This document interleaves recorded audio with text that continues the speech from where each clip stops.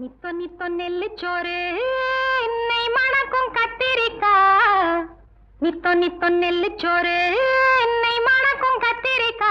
நேத்து வச்ச மீன் குழம்பு என்னை இழுக்குதையா.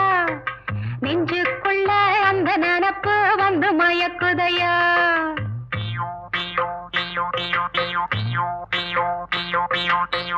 பச்சரிசி சோறு உப்பு கருவாடு சின்னமனோரு வாய்க்கா சேலு கண்ட மீன்